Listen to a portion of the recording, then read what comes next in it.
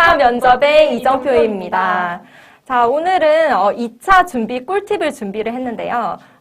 먼저 면접은 말할 거리가 있어야 되겠죠. 그래서 면접 재료들을 마련을 해야 되는데요. 첫 번째로 이제 중요한 게 시책이라고 생각합니다.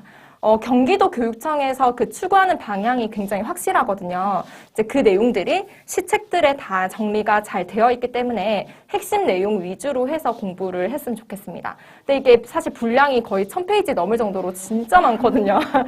그래서 이제 핵심 내용들 위주로 이렇게 공부를 하면 될 것 같고요. 근데 이제 시책만 달달달달 외우면 평가위원 입장에서 굉장히 식상할 수 있겠죠. 그래서 이제 본인만의 그런 답안들을 첨가를 해서 개성을 이렇게 추가를 하면 훨씬 좋을 것 같습니다. 두 번째로는 교육 관련 이슈를 이제 공부를 해야 됩니다. 특히나 이제 내년에 대선이잖아요. 그래서 학교 민주주의 나올 가능성 굉장히 유력할 것 같고요. 2022년, 그러니까 내년부터 경기도 내의 모든 학교가 고교학점제 시범 학교가 되거든요. 그래서 고교학점제 출제 가능성도 이제 굉장히 높다고 생각을 합니다. 그래서 이런 내용들을 이제 관련 기사를 찾아보고 또 경기도 교육청에서 운영하는 행복한 교육이라는 발간지가 있어요.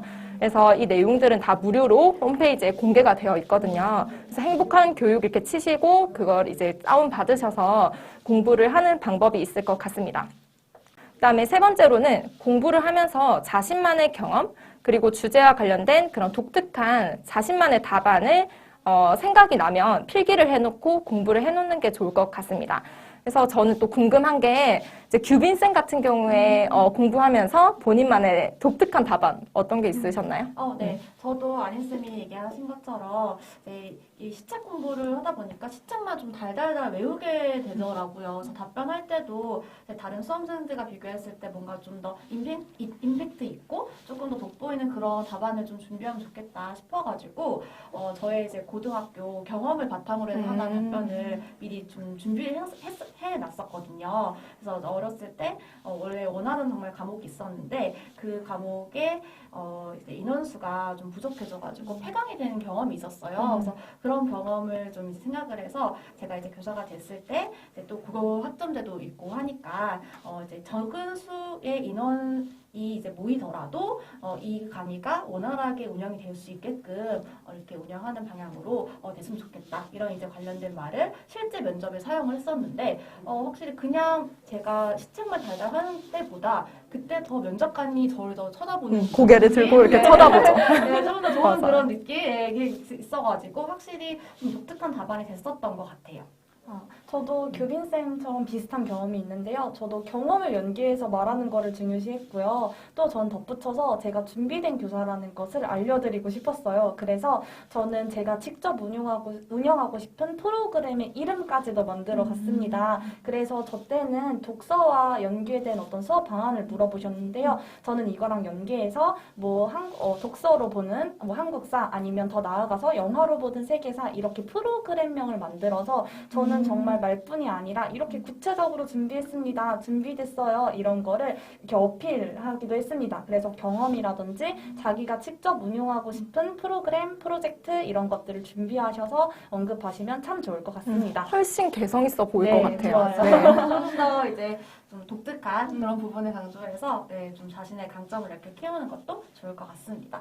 두 번째로는 이제 실전 연습을 우리가 아무리 외우고 이렇게 잘 얘기를 해도 실전에서 좀 잘 해야지 맞아요. 이게 제일 중요한 거잖아요. 그래서 이 실전 연습을 이제 준비를 하기 위해서 좀 스터디도 많이 만들어가지고 구성을 해서 하기도 하고 그리고 저희가 이제 총 문제가 보통 구상형 2문제 그리고 실전 즉답형 2문제 이렇게 4문제가 나오잖아요. 근데 저희가 10분이라는 시간이 있는데 또 이제 경기도는 자기성장 소개서라고 또 관련된 답변도 준비를 또 받는 시간이 그렇죠. 필요하니까. 작년에는 근데 자기성장 소개서가 안 나오긴 했는데 맞아요. 올해는 사실 또 나올 가능성이 있거든요. 그렇죠. 그래서 전 준비를 할 때 이제 10분 했을 때 8분으로 잘라가지고 8분 안에 이 4문제를 전부 다 답변을 하려고 좀 준비를 했었거든요. 그리고 좀 이렇게 얘기하다 보면 되게 장황해서요, 답변을. 그래서 초반에 이제 2갈식으로 물어보는 게 있으면 첫째, 저는 이렇게 생각합니다. 두 번째, 이렇게 생각합니다. 그래서 2갈식으로 답변을 하고 그리고 이제 부연 설명을 더 하는 방식으로 해서 실전 연습을 이제 했던 경험이 있습니다. 혹시 다른 선생님들은 또 이 실전 연습하는 데에 대한 꿀팁이 있을까요? 사실 실전 연습을 스터디원들과 하고 또 피드백을 하잖아요. 이제 그런 내용들은 메모를 해놨다가 다음 연습 때 꼭 그것을 적용할 수 있도록 노력을 했고요. 그 다음에 이게 사실 연습을 하고 끝나면 안 되는 것 같아요. 끝나고 나서 이제 그 문제에 대해서 확실하게 이제 모범 답안을 작성을 하고 또 그 주제에 대해서 한 번 더 좀 심층적으로 조사를 하고 내가 진짜 이 문제가 나왔을 때 확실하게 답변할 수 있을 정도로 내용을 정리하는 작업이 저는 되게 중요했다고 생각합니다. 네. 아, 네. 그리고 저는 실전이라고 하면은 굉장히 떨리잖아요. 그래서 정말 실전에는 실수할 수 있는 상황도 대비해야 될 것 맞아요. 같아요. 그래서 실수했을 때 정말 머리가 하얘지고 아무것도 생각이 나지 않는다고 해서 포기하지 마시고요. 실수하면 그냥 당당히 뭐 실수할 수 있지라고 생각하시면서 죄송합니다. 다시 생각하고 말씀드리겠습니다. 라고 이야기를 하시고 말씀하시던 내용을 그대로 부드럽게 이어가시면 될 것 같습니다. 저 같은 경우에도 실제로 버벅거려서 실수했었는데요. 실제로 그냥 죄송하다고 말씀드리고 다시 이야기를 진행해 나갔거든요. 그리고 나서 나중에 결과인 점수를 보았을 때 제가 실수했던 게 감점 요소가 되었던 것 같지는 않았어요. 그러니까 실수하시더라도 절대 긴장하지 마시고 차분히 이야기 이어가시는 이런 연습도 하시면 좋을 것 같습니다.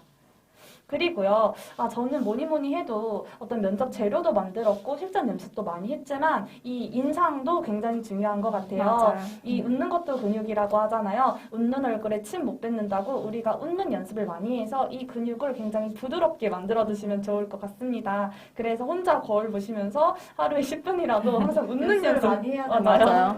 웃는 연습을 많이 하시면 좋을 것 같습니다. 그리고 여기에 덧붙여서요. 물론 면접 문제가 4가지가 다 다른 주제로 나오지만요. 이거를 모두 다 총괄할 수 있는 자기만의 교육 철학이나 교직관을 세우시면 좋을 것 같습니다. 저는 단 한 명의 학생도 포기하지 않는 교사.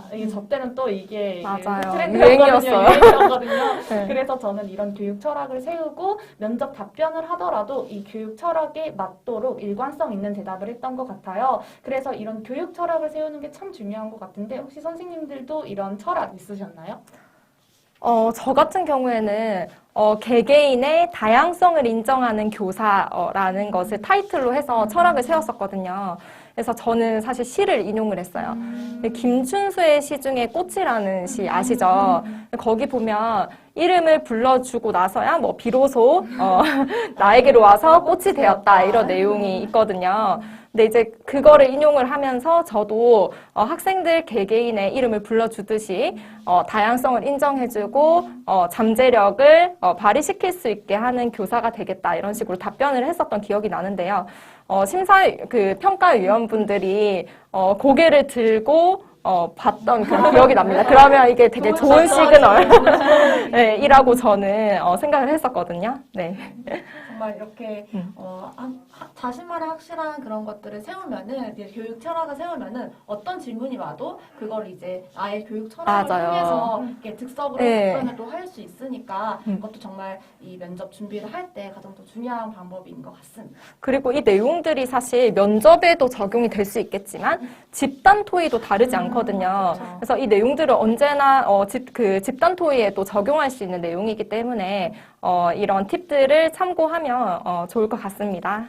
네, 이렇게까지 면접의 꿀팁을 이야기해봤는데요. 더 중요한 내용은 저희가 실제로 면접 실현을 하면서 한번 보여드릴게요. 그래서 한번 이 꿀팁과 이런 것들을 생각해보시면서 함께 영상을 시청해주시면 좋을 것 같습니다. 그럼 다음 편인 집단 토의에서 또 이어서 함께 이야기 나눠보도록 하겠습니다.